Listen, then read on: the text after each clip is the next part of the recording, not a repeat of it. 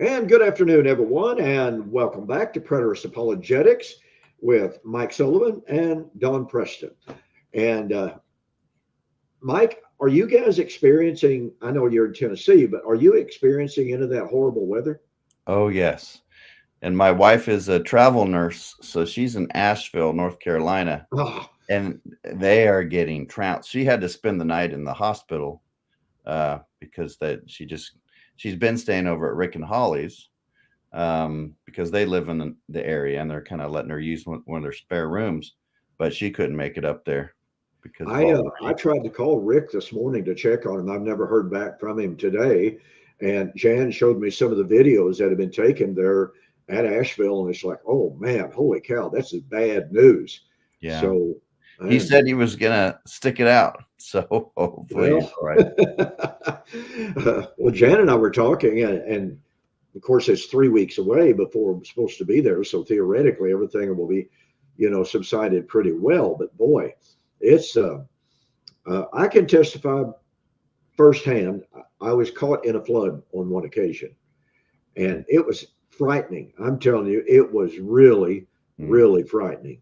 Uh, it's when I was in seminary, and we used to drive from Harrison, Arkansas, back to Elkins, Arkansas, and we'd spend the weekend with my brother, who was caretaker of a farm. And the house was built prior to the Civil War, went completely through the Civil War, Mm. and was never destroyed. And it set about 75 yards from the river, Mm. and but it was up on a knoll. And we parked my car in the driveway. Well, about 3 o'clock in the morning, we knew it was raining. We knew it had been raining for a couple of days prior to that upstream. And my brother knocked on the door and he said, Don, you better come move your car. River's rising fast. And I looked up and there was water literally lapping at the wheels Mm. of my car. And man, threw some clothes on, ran out, pulled it up on the highest part of I could. And we're standing there going, okay, now what? Because we were literally watching barns, watching cows and horses be swept down river. Ugh. It was, boy, it was frightening. Well, it was 1 mile from his house back to the highway, mostly level. So we kept thinking, well, it's going to be okay. This is the highest place. And so, in all the history that we knew about it, that house had never been flooded. Well, we went back inside and to try to fix a little bit of breakfast. Next thing we know, we look out and there's water between us and the highway. Mm. We decided, and it was calm. So we grabbed what belongings we could, and we waded 1 mile, water up to our waist, Mm. sometimes sometimes just slightly below my rib cage. That 1 mile all the way back to the highway, and you'd look back and you'd still see these cows and dogs Mm. and cats and everything being swept down the river. And it's like, okay, that's enough excitement for today. Yeah, that's scary. Yeah, it really was. So I was so concerned when Jan was showing me all of the footage, of I think it was a Pizza Hut, and the water was all the way up to the middle of the door and the Mm. signs. And I mean, that water is so incredibly powerful. It is. And you think of the carnage that it's working. And I couldn't help but wonder if perhaps it was going to get the Biltmore Hotel or mansion that is out there Mm. at Asheville, that iconic.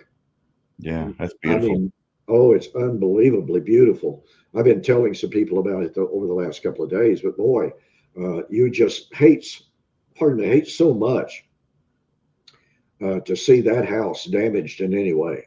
It's such a masterpiece of architecture. Amen. Amen. Now we know why, in Daniel 9, he likens Rome sweeping across Israel as a flood. Just the, That's the right. power of the metaphor there. Well, Well, and Isaiah does the same thing with the Assyrian destruction mm, of the 10 northern tribes. They'll come in like a flood. And so, uh, different commentators have commented on how what a powerful symbol Noah's flood became for later generations because of the power and the devastation of a flood. No question about it. Yeah. Amen. All Amen. right. So we're back in how Paul is using the Song of Moses in his epistles, and we've covered number one. We've covered how Paul in Philippians 2:15 talks about and identifies his contemporary generation as the terminal, perverse, and twisted generation of Deuteronomy 32:5 and 20. And he also contrasts, because in Deuteronomy it says that you are not my people, you have spots and blemishes, and that's referring to the apostates who would be persecuting his children, in which he would come in and avenge them later on in the text. So Paul is saying we aren't those children. We're blameless. We're the bride of Christ during the betrothal period. And then we got into number two, Paul's use of kairos. And I think we got to, you talked a lot about 1 Corinthians 10:11. Mm-hmm. We didn't really cover Romans 8. We really need to do that. Yeah. Let's Yeah. do that. You know, Romans chapter 8 would take several programs to do an in-depth exegesis, but And we've done some shows on we have. We've done some programs on it. We were able to share some really good insights and material. And so for anyone wanting our thoughts on Romans chapter 8 on a more in-depth basis, you can go back and look those up. But let's just take a look at something here. And Mike, what what I have often observed is that most preachers begin with Romans 8:18. I reckon that the sufferings of this present time are not worthy to be compared with the glory that is about to be revealed in us, when in fact, that's not the beginning of the context at all. The beginning of the context, Paul, well, it starts in verse 1, obviously, but nonetheless, Paul urges them to be thankful that they're being counted worthy to experience the sufferings of Christ. This whole motif of suffering, as I've sometimes said, Paul's not talking about heart attacks. He's not talking about cancer. He's not talking about financial difficulty. He's not even talking about having teenage kids, for crying out loud. Or adult ones. Or adult ones. Yeah, exactly. The normal pressures, the normal stresses of life are not what Paul is concerned with. He is talking about the sufferings. The pathemata is the Greek word, and it is a word that is related to the sufferings, the persecutions of Christ. Now, it's a different word from thalipsis, persecutions, but it carries the same connotation with it. And especially in this context, you know, the New Testament writers use the term sufferings of Christ pretty often. And it is always in a context of how the first century church was experiencing the same, shall I say, martyrdom that Jesus did. Paul said, for instance, Colossians 1:24, I now rejoice in my suffering for you, and I fill up in my flesh what is lacking in the afflictions of Christ. Well, scholars have just done head over heel flips over this. What, Paul, what do you mean? Are you telling us Jesus didn't suffer enough? No, that's not what he's saying. Peter O'Brien, in the Word Biblical Commentary, I had it out. I've been writing an article on the end of the 70 weeks, and I posted it on my website today in regard to the filling up of the measure of sin. But Peter O'Brien says what Paul's talking about here is that in the eschatological schema, God had a measure of suffering and a measure of sin that had to be filled up. And the measure of suffering is on the part of the saints. The measure of sin is on the part of their persecutors. And Paul was saying, and this is what's so powerful to me, O'Brien points out, when Paul says, I am filling up what is lacking, it's in the emphatic mode. In other words, me personally, I'm the one filling up the measure of sin. And so this is such a critically important element for helping us understand Romans chapter 8. When Paul says you need to rejoice, and we do rejoice, he said, because we are partakers of the sufferings of Christ, and then immediately says, I reckon that the sufferings of this present time. That's the sufferings he's talking about. That's persecution. And it doesn't even apply. I know somebody's probably going to jump on this.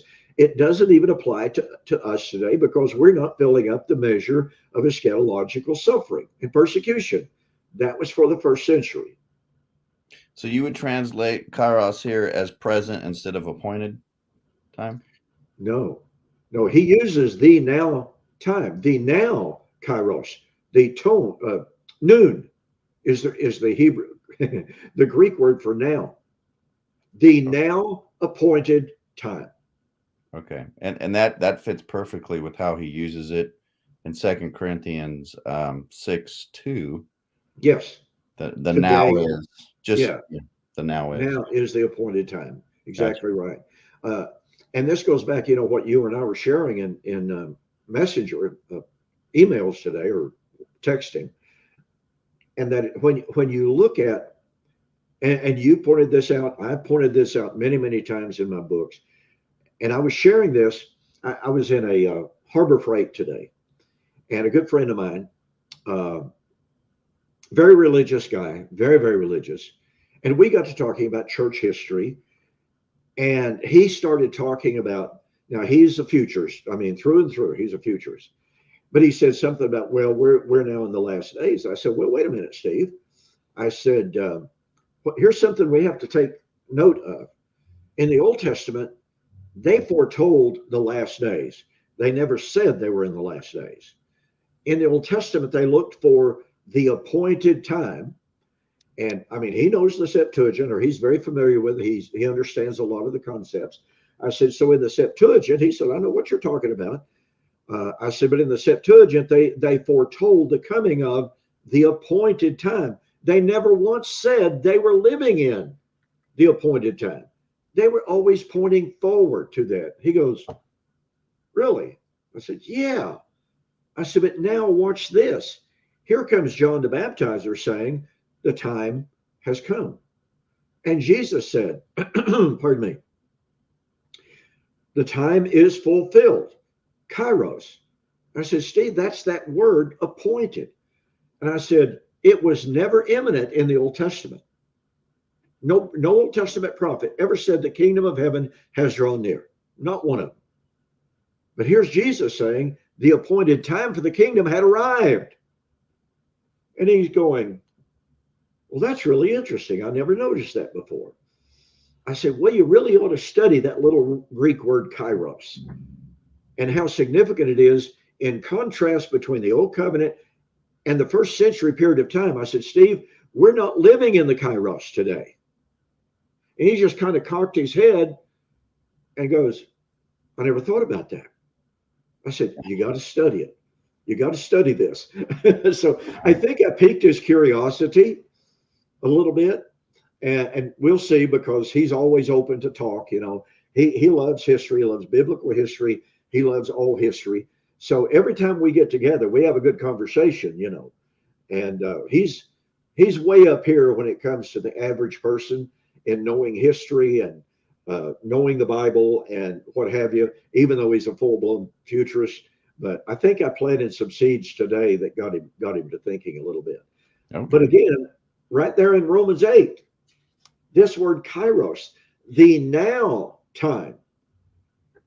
And I love what N.T. Wright. N.T. Wright doesn't follow up on his own writings, but N.T. Wright says that we today need to pay more attention to Paul's use of the now time, the noon. He concentrates on the Greek word noon, and it's not high noon. It is N-U-N, which means now. Mm-hmm. And so N.T. Wright says Paul's use of the now time stands in stark contrast to the Old Covenant time. They always talked about in the last days, in the later times, it shall come to pass. But Paul says in the now time, he was living in the time that the Old Testament prophets foretold. And folks, Mike and I talk about this a lot. But if you do not catch the power of kairos, you are missing a boatload of incredible meaning and significance in discussion. Pardon, pardon. It's funny because we're having a Revelation study with Rick Welch, Travis, and Zach, and they wanted to speed through Revelation 1:3 real quick, and I'm like, whoa. I said, I understand. I used to do this too. This is just a time text. I said, no, this has kairos. It's the appointed time that's near, and it's used 3 times in Revelation. We need to look at those. Boom, boom, boom. But we have to go to the Old Testament to see where it starts, and then and they're like, oh, okay, so that's going to be fun this Sunday. Kind of seeing I know exactly what you're talking about. Zach and I did a blog yesterday. He wanted to look at 2 Corinthians 3 through 6. He wanted to focus on being absent from the body is to be present with the Lord. I said, well, that's all fine, but we've got to go back to chapter 3. You can't discuss chapter 5 in isolation, because chapter 3 through 6 is based on Ezekiel 37. And he goes, okay, well, we'll cover chapter 3 just real quick tonight. And I said, no, we won't. I said, you can't discuss 2 Corinthians chapter 3 in a 25 words or less. Right. Not and do justice to Ezekiel chapter 37. And so is he wanting to go to be absent from the body is to be absent from the old covenant body, or is he trying to? That's corporate. It's corporate. Yeah. Gotcha. So I'm looking forward to that discussion, but it's like I told him, dude, you got to pay attention, because Paul is setting the stage from Ezekiel 37 for his entire discussion of these chapters. I mean, when he climaxes in chapter 6, verse 16, and says, you are the temple of the living God, that's the climax of Ezekiel 37. Verse 26 or 27. Verse 26 or 27, yeah. So when you got Ezekiel 37, 26, I think it is, that's the climax of his messianic prophecy. Mm-hmm. And leading up to it, he has the outpouring of the Holy Spirit to raise Israel from the dead. You have David, the lineage of David being seated on the throne. You have the new covenant, and you have the restoration, peace, restoration of reconciliation, which of course is Isaiah 49 that you and I talked about. But you have all this stuff leading up to it. The climax of it is, you're the temple of the Lord. And he quotes Ezekiel 37. Mm-hmm. So I'm really looking forward to doing these lessons with Zach. Very enjoyable.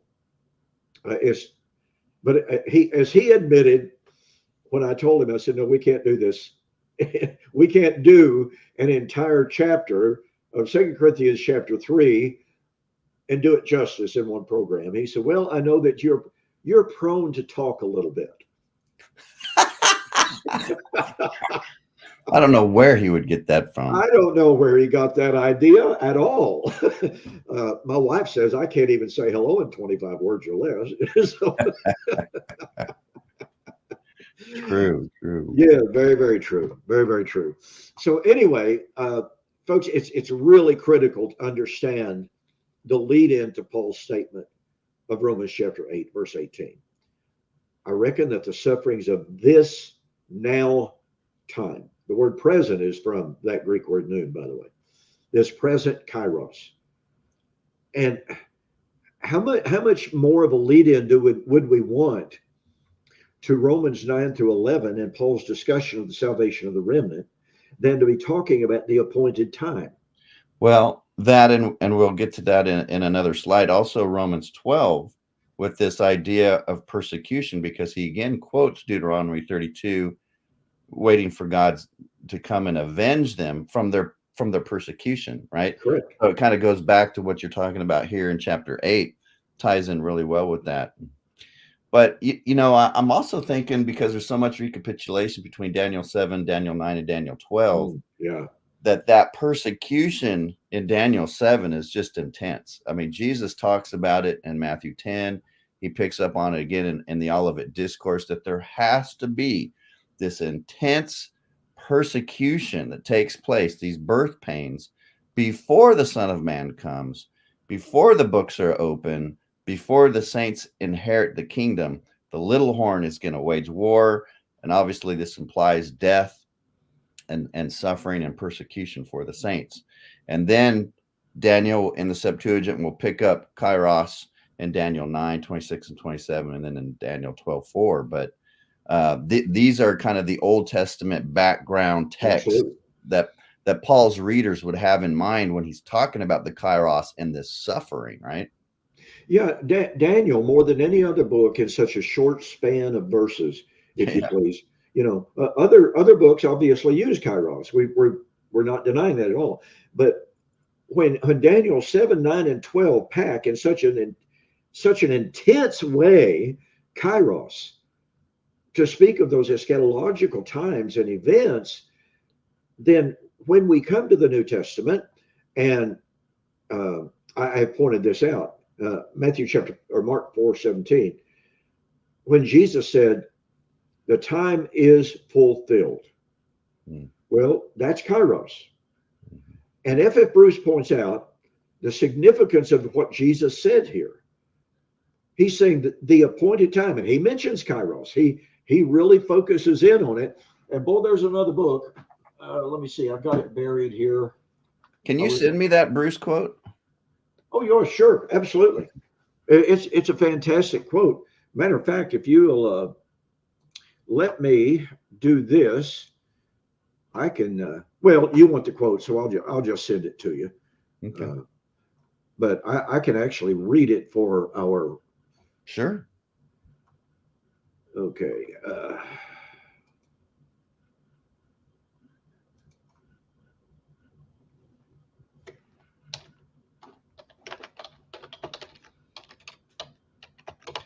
Yeah, you can find some really good gems from Bruce.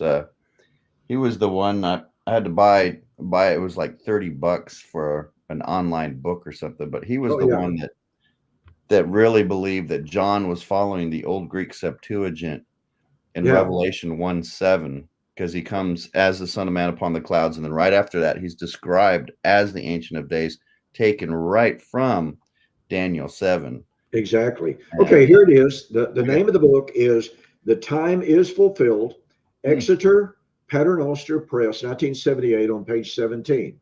He says, quote, "These words," that is Jesus' statement, "the kingdom of heaven, the time is fulfilled, the kingdom of heaven is drawn near." These words express, among other things, the assurance that an ardently desired new order, long since foretold and awaited, was now on the point of realization. I mean, that's just really, really powerful stuff coming from such an eminent scholar. And he's focusing on the word kairos there, that divinely appointed, long foretold, long anticipated. And in the rest of the book, he calls our attention to the fact that the number one Old Testament prophecy that allows any calculation for the time of the arrival of the kingdom is what? Daniel chapter 9. Nice. And so, boy, he does a good job on it. So we talked about this, that there's an already and not yet. Yes. To the kairos. Whereas in Daniel, the emphasis is on that 3.5 years, the tail end of the consummation to the kairos. Jesus uses it in the consummation in Luke 21 and Mark 13, but like Mark 1:15 and Paul in 2 Corinthians 6:2, they use it also with the already. We've been waiting for it. It's here in Jesus's ministry right now. Yeah, what you have, and I noticed this early on in my own studies, and I to be honest about it, I had a pretty naive view of it. But I began to notice that some passages focus more on the initiation of the time. And this is what you're saying. They focus on the initiation. Other passages focus on the consummation of the time. So you have this, to express it as you did, already, but not yet. And that's what you see in so many of these things. When John the Baptizer said, "Repent, for the kingdom of heaven has drawn near." Well, that's in the perfect tense in the Greek. which means, folks, it's arriving. It's, it's among us already. He wasn't saying, well, it's already been fully established.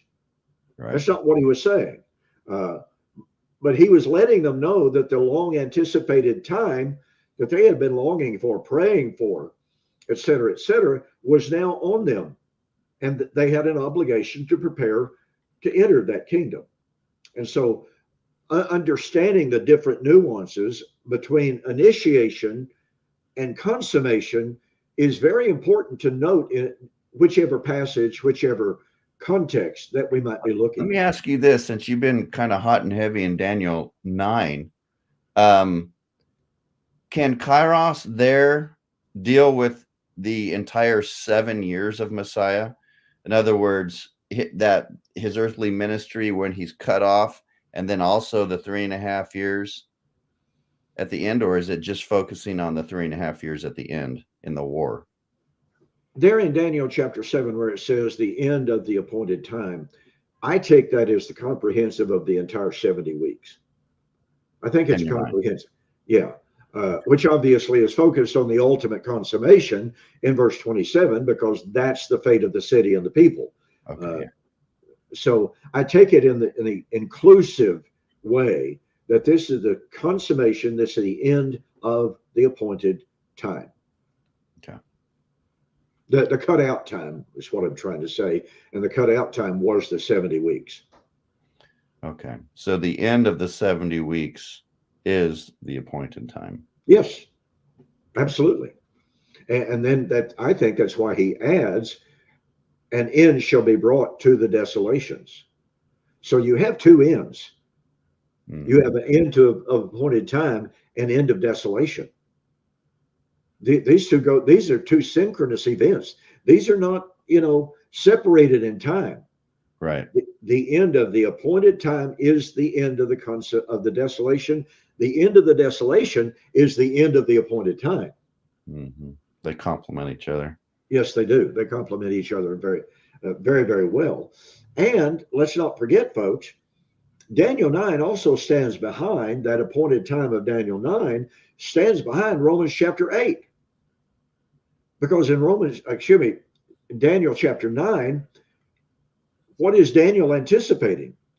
He's anticipating the arrival of everlasting righteousness.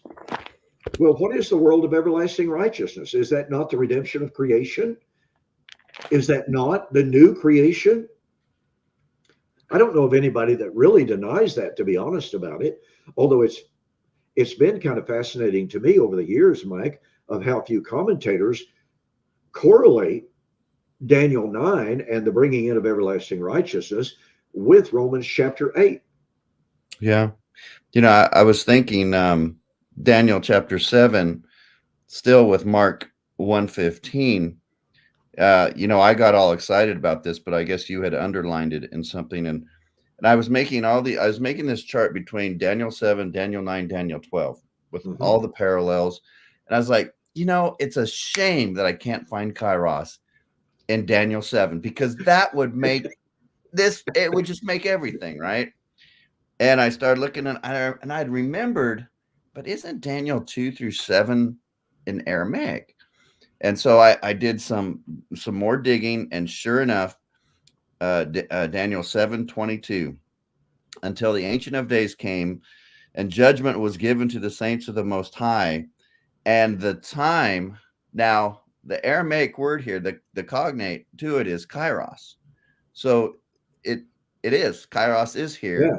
It's just in Aramaic.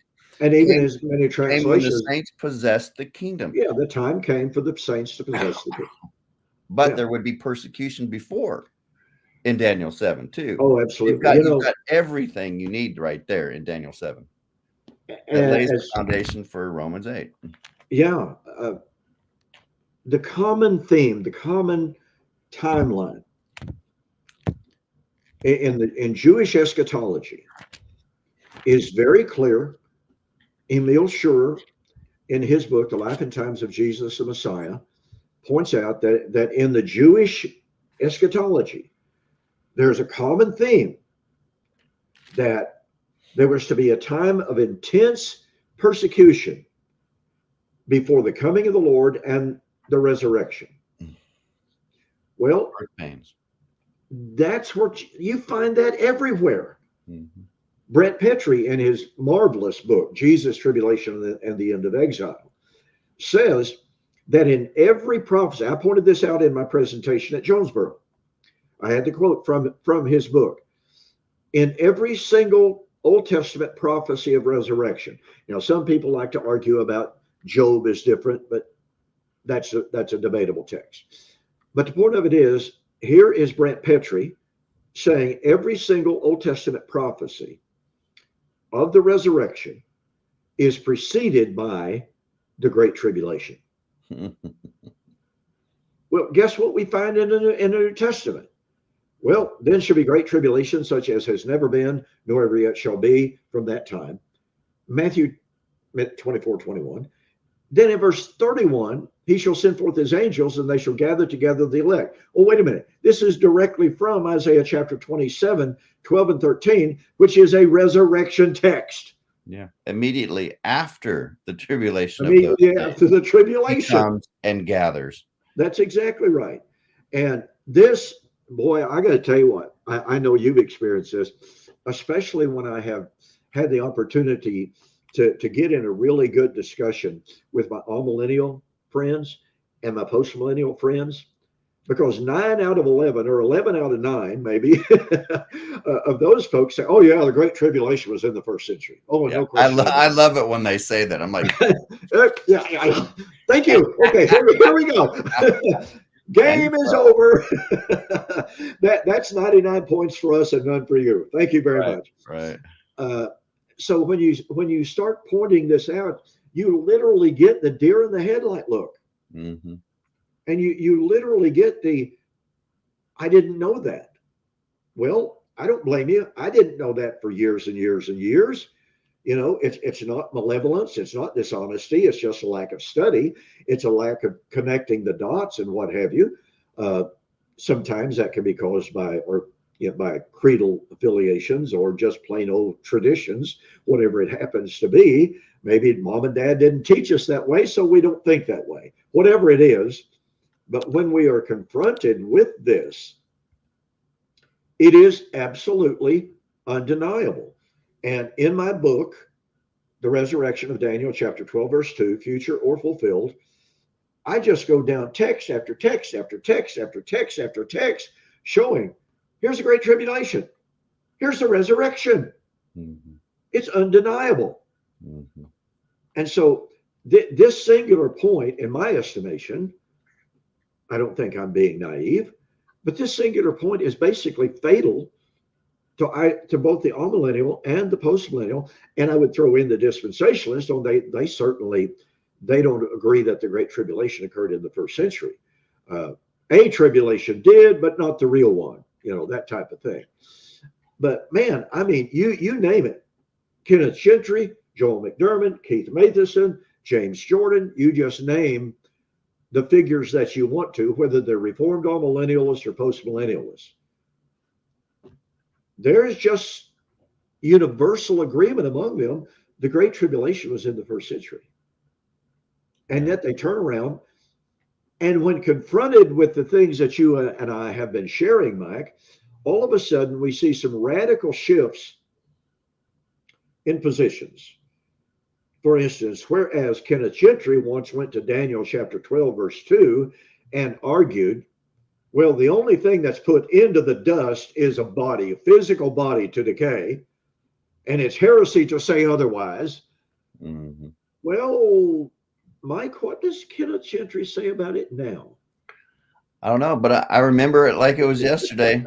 I was on Facebook. I said, we've asked this question 5,000 times, this guy. I'm just going to do it 5,001.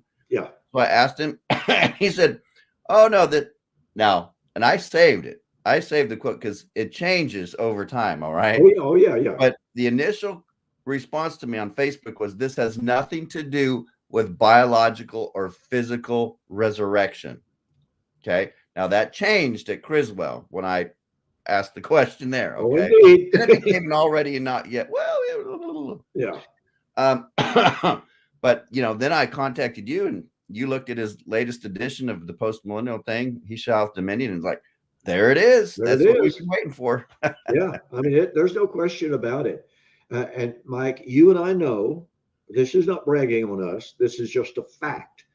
Ever since the preterists have started pointing out these inconsistencies in some of these major leaders in postmillennialism and even amillennialism, we're seeing radical, drastic changes as they twist and they turn. The latest among them is Doug Wilson in his views on Revelation chapter 11. Yeah. That I mean, these guys are twisting and turning in the wind because they're being confronted with the inconsistencies of their own paradigm. and here's the beauty of it is they usually won't answer our questions because they're Right. too busy censoring us. All right. Right. Because we're the real threat. But the problem that they're having now, Michael Brown, these all millennials, they're reading our stuff too. Right. They're reading our critiques of partial preterism, and they're beginning to figure it out. We're going to use the full preterist arguments against these guys. So now the partial preterists have nowhere to go. And interesting that Gentry is trying to say, again, partial preterism doesn't lead to full preterism. And yet Sam Frost, his good friend. Yep. Now, Sam has changed his eschatology all over the place, but there's one thing Sam has been consistent on. When Sam was a partial preterist, he said partial preterism leads to full preterism. Yep. When he was a full preterist, he said partial preterism leads to full preterism. Now that he's an all-millennialist, he still says partial preterism leads to full preterism. Yep. Full stop. Yep. And everyone and their grandma sees it except for Ken Gentry, because Ken wants to make his legacy being the partial preterist scholar. So I don't be very, very difficult, nothing short of a miracle that God could do for sure, but to change him because he has so much invested in trying to persuade people that his position does not lead to full preterism. But like you said, I mean, Daniel 12, I mean, once that's over, Matthew 13 is over. Once Matthew 13 is over, Matthew 24, 31. I mean, then Matthew 25. I mean, it all goes after. Every domino falls and you can't keep from it because Matthew 13 is 1 Corinthians 15. That's just all there is to it. And it's simply undeniable. And while we're on Ken Gentry, since we do like to talk about him because he likes to talk about us so much, as heretics and, doomed to hell, anti-creedal, in his latest, shall we say, conversion, shared with you earlier, in his massive 2-volume set on the book of Revelation. I've got them laying right there. I finally got them. I thought I was one of the first to order. Turned out I wasn't. But anyway, finally got them in. And guess what? A little bit of a backstory. In his book, The Greatness of the Great Commission, he said that the millennium began in Jesus's earthly ministry, as Jesus cast out the demons, and the passage in which Matthew chapter 12, how can you enter a strong man's house except you first bind the strong man, et cetera, et cetera. That's the beginning of the millennium, at least an expression of the beginning of the millennium. Well, now in his brand new 2-volume set, they're both about this big, on the book of Revelation, he says that the millennium began in AD 70. This is a major, major shift. And, I'd really, really like for somebody to ask him if he could quote a creed on this for us. Yeah. Just give us one. Since we're the ones that are anti-creedal, and he's the one that is an Orthodox preterist consistent with the creeds, although he admits that in his position on Babylon, he's not creedal. Well, now in his position on the millennium, he's not creedal. So the coming of Christ throughout the book of Revelation begins the millennium, according to him, apparently. Now, so the martyrs were raised out of Hades. Does he say that? And that they were seated on thrones? Is that how he takes that instead of Ephesians 2? I haven't read that far yet. You because I know, I think guess that's how I Jordan think did. I think you're correct on Jordan on that, if And I'm not mistaken. if so, Don, that's going to have to make him consistent, and that's going to smoke him out, because in Daniel 12, he never conceded what Jordan did. Jordan conceded this is a corporate resurrection, but Daniel himself was raised out of Hades to inherit eternal life at the parousia in God's presence. That's Revelation 11. Right. And he goes to Revelation 20, and he cites Revelation 20. So that's the beginning of the millennium in his views at the parousia, when they were raised out of Hades and seated in heavenly places to rule with Christ. So he didn't take that as your typical all-millennial, post-millennial, and go to Ephesians 2 and say, look, we're seated with Christ in heavenly places. Like I said, I haven't read enough on that to know if that's I definitely if he's being know. if he's going to be consistent with tracking on that. I just haven't seen that yet. I was just so stunned to read his comments on the beginning of the millennium. But Right. you know, justifiably, I think it's justifiable to say if you're going to have the millennium beginning in AD 70, then that's the coming of the Lord, which he would equate with Revelation chapter 22, verse 12. Behold, I come quickly, right? Well, the trouble with that is the judgment takes place at the end of the millennium. But according to Revelation 22:12, it takes place at the parousia. The parousia is the time of the judgment. The time of the judgment is at the end of the millennium. Yeah. He's got some real serious problems here. You cannot make Revelation chapter 21 to 4 to be AD 70 without making it the coming of the Lord. Now, we both know that Kenneth Gentry says, well, yeah, AD 70 was a type, a shadow of the ultimate future coming of the Lord. Well, that doesn't work on 15 different counts so far. But nonetheless, that doesn't work in Revelation chapter 20 through 22. Yeah. Amazing how there is no coming of Christ in the book of Revelation itself that ends the millennium for this poor guy. Obviously not. There's a even judgment. Even Thomas Ice said that. He says, Ken, where's the second coming that ends the millennium in the book of Revelation? Yeah. Well, it's between these two verses here, but there's no reference to his coming. No. And so he has to import it from 1 Corinthians 15 or 1 Thessalonians 4 or Acts 1:11, which is, to me, just damning to his view, because if you believe that the second coming of Christ ends the millennium in Revelation 20, it should be in Revelation itself. Sure. But we have it in Daniel 7:13. Because if you look at verse 9, especially verse 10, when he comes upon the clouds, verse 13, is when the books are opened. And that's what happens at the end of the millennium in Revelation 20, 12 and 13, if I'm not mistaken. Yes. That's when the books are open. And so you can now insert Daniel 7:13, which is Revelation 1:7. He's already told you when he's going to come to end the millennium, when the books are open, if you know the Old Testament, which his audience did. Yes. Well, just what little I scanned and read his comments, it was just stunning to me. I mean, all of the stuff that you were just mentioning just came rampaging through my head, going, this is not going to work at all. What this strikes me as is Gentry grasping at any straw that was blowing in the wind that he could grab hold of to maintain his futurism. Yeah. In light of what he's seeing to the contrary. Yes. So anyway, that's my 2 cents worth on it.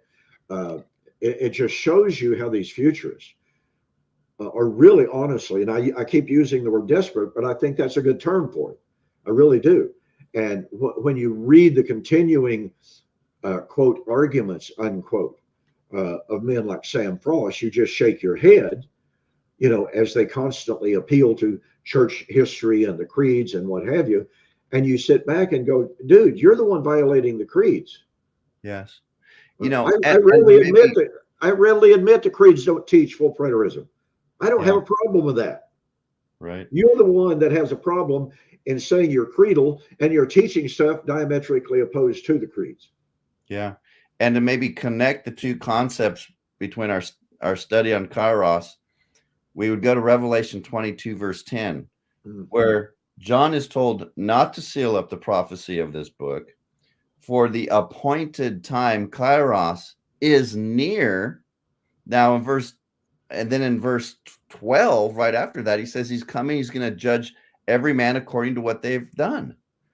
This is going back to Daniel chapter 12. This is when the books are open, when the dead are raised, the righteous inherit eternal life. That's the end of the millennium. And that's when he comes soon. Revelation 22:7. There's the second coming that ends the millennium. I developed the significance of Daniel chapter 7 for understanding 1 Thessalonians 4, as well as Revelation chapter 20 in my book, We Shall Meet Him in the Air. Because the more, and look, scholars have recognized this for many, many years, folks. It's just that they've got this futurist paradigm that they have to keep trying to justify. Right. Scholars have understood that Daniel 7 underlies 1 Thessalonians 4. It lies behind 2 Thessalonians chapter 1.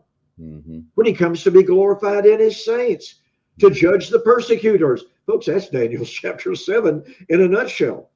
Everywhere you turn in some of these major eschatological texts, we find Daniel chapter 7, and lying behind Daniel chapter 7 is the appointed time of Deuteronomy chapter 32. That's what we've been trying to share with you on this program, folks, is that there is this incredibly beautiful narrative about the appointed time that the Song of Moses speaks of three times in the song. It speaks of Israel's last days, a generation far off, many generations to come. And then twice it speaks of Israel's last days, her end time. And at that appointed end times, there would be a destruction, a fire that would burn to the foundations of the earth. It was a judgment that was stored up in the treasures of God, which is 2 Peter chapter 3, by the way. The judgment of the earth. He says this judgment is treasured up, just like it in Deuteronomy chapter 32. So in this end times, God would vindicate the martyrs. Now, let's go back to Revelation chapter 20 and the end of the millennium. Kenneth Gentry in his new book is putting the millennium as the time, if I understood it correctly, okay, I don't want to misrepresent him in any way, but if I understood him correctly, he has Revelation chapter 20 and the millennium as the time for filling up the measure of suffering on the part of the saints. Now, that's inconsistent with his view that Christ came in AD 70 to vindicate the martyrs. That would be an inherent contradiction. But if that, and I want to emphasize if, because I am going to go back and read it for about the fourth time. I read it 3 times. He had an article that he released on the millennium that I read like 5 times. This was like a year or so ago. I didn't know what in the world he was trying to say. So I'm glad I'm not the only one. Yeah, that might have been my problem, as I read it 3 times today myself, and I'm going, yeah. Wait a minute. Let me go back and read that again. Okay, wait a minute. Let me go back and read that he again. Understood what he was talking about.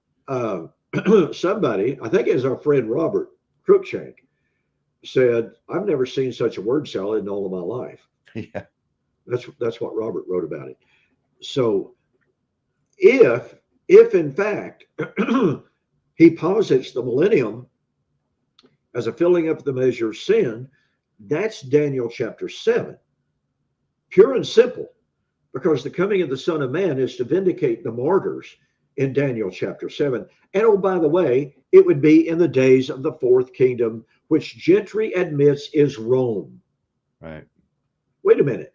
You can't take the vindication of the martyrs at the end of the millennium as Daniel chapter 7, because that demands it's in the days of Rome, but you're putting the end of the millennium at the end of time. That doesn't work. That's what I mean when I said today, as I was reading it, all of these thoughts just came rushing through. I said, oh man, I need to be writing this down because I know I'm going to miss a bunch of stuff. So I've got to go back and read for the fourth and fifth and the sixth time to make sure I fully understand what he's saying about the martyrs and the millennium. So don't anybody quote me that I've said this in concrete. I believe this is what I understood. If it's not true, I will gladly apologize. I will gladly correct it and say, okay, here's Kenneth Gentry's actual position. I'll even read it from the text, even though I've read it 3 times already. But I'm more than happy to correct it if I'm wrong on this. But again, ladies and gentlemen, once you see Deuteronomy 32, vindication of the martyrs, what's Paul talking about? And yes, Deuteronomy 32 is about the vindication of the martyrs. Deuteronomy 32:43. Rejoice, O you nations, with his people, for he has avenged the blood of his saints. His children, yes. In Romans chapter 8, Paul talking about the sufferings of this present time, this now kairos, and it's the sufferings of Christ. It's persecution for the cause of Christ. And he says, this suffering of the now time that he was talking about is not worthy to be compared with the glory that is about to be. By the way, let me point something else out. Young's literal. Yeah, Young's literal translation is very important here. But here's something also very important. Mike, as you well know, in his earlier writings on Revelation 1:9, Kenneth Gentry said, well, the word mellow means imminent. It means to be on the point of. Well, he loved Young's literal. He loved it at the time. Yes, well, he did. Then all of a sudden, preterists jumped all over the top of it and said, well, Brother Gentry, you're right. You're absolutely right. Let's go to Acts chapter 24, verse 14. There's about to be, mellow in the infinitive, judgment of the living and the dead. Acts chapter 17, 30 and 31. He is appointed a day in which he is about to judge the world by the man whom he has appointed. Everywhere you look in Acts, Paul's talking about the coming judgment, the coming parousia, the coming kingdom that was about to come. So, Mr. Gentry, you are right. Mellow means about to be on the point of. So in one of his writings after that, he said, well, I once took the view that mellow meant about to be, but on closer study, I have decided that perhaps it doesn't mean that. Now, I saw the train coming, is what in other words, I saw the train coming, ladies and gentlemen. Now, in his 2-volume set, guess what he does again? He says, while it is true that mellow sometimes simply means certain, it also means imminence. Oh, no, he flip-flopped again? He's flip-flopped again. He needs to go into politics. That's his real calling. Oh, man. Gentry gives and Gentry takes away and Gentry gives back. Yes, he certainly does. When I read that, I got my magic marker out and highlighted it and put stars out beside it, and all that kind of stuff like that. So here, he just simply wants to say, yes, mellow, it can mean simply certain. He makes an argument, but it can also mean imminence. So he evidently maybe has gone back to reading some of the commentaries and some of the lexicographers. I mean, maybe he read Robert Mounce on the internet. And folks, just do a search for Robert Mounce on mellow. Go to good old Google. Just look it up. And you will find Robert Mounce is recognized as one of the great Greek scholars in the world. Robert Mounce says mellow with the infinitive indicates imminence. It means about to be on the point of. So, our former preterist friends who say, no, that's not what that means. They're now arguing against some of the best Greek scholars in the world. Of course, we already knew that. Yeah. The futurists, Greek scholars. The futurist Greek scholars. Excellent point. Excellent point. So, folks, I hope you can see what we're tying together here on the appointed time. Here is Paul, as the chart says, under the inspiration of the Holy Spirit, taught that Israel's appointed time of the consummation. And we find in Matthew chapter 13, the suntelia to aeonion, the consummation of the age. What is the consummation of the age? It is the time of the harvest. The time of the harvest is the suntelia of Daniel chapter 12, the time of the end, the resurrection. Yeah, kairos is used in Matthew 13 as the harvest time. Oh yeah. It's used everywhere in the New Testament. Well, a lot of places. and lots and lots of places. So we've only focused here on Romans chapter 8. And by the way, there's an awful lot that we've left out. There are actually 4 indicators of imminence in Romans chapter 8. Number 1, and we'll conclude on this perhaps, the sufferings of Christ, which Paul indicated that he was to fill up the sufferings of Christ. That means that you cannot fill up the measure of the sufferings of Christ after the first century. That's real clear. Just like Paul said in 2 Corinthians chapter 9, verse 12. Paul said, I deduce, I reason, that's the meaning of the Greek there, that God has set forth us, the apostles, last of all, as men condemned to die. Boy, this is powerful. And I got into an internet discussion with one guy. He says, I don't even know how to make an argument. So I said, well, okay, let's try this argument. So he disappeared after I made my argument that I don't know how to make. So anyway, he said, all that Paul's saying is that the apostles were the least of all men. I said, no, that is not the point. Because Paul is drawing out on the imagery of a triumphant march. When a Roman general, when a Roman emperor, Roman leader, whatever, went to war and they won, what did they do? They had a triumphant march. They came into the streets of Rome and they started parading their captives. And you can read any commentary on 2 Corinthians on this, 2 Corinthians 9:12, and they agree with this. This is not a preterist concept.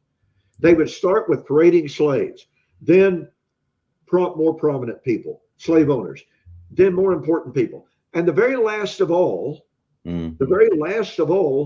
was the kings, the rulers of that country. And guess what they did to them? They killed them. Paul is drawing directly on that, and he says, we, the apostles, are last in this triumphant chain, doomed to die, destined to die for Christ. To do what? Fill up the measure of sin. And as the commentators say, Paul's not affirming that the apostles were going to be the last martyrs in the world. That's not his point.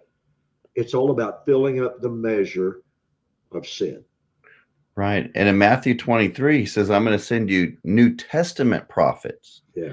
And since Daniel 9:24 says that the office of prophet would stop when all prophecy would be fulfilled, you can't have another group of martyrs past AD 70. If you do, you have to have some prophets. That's exactly right. And, I've had someone on YouTube and Facebook today challenge me on this. And he said, well, look here at Revelation chapter 10. John said he heard 7 thunders.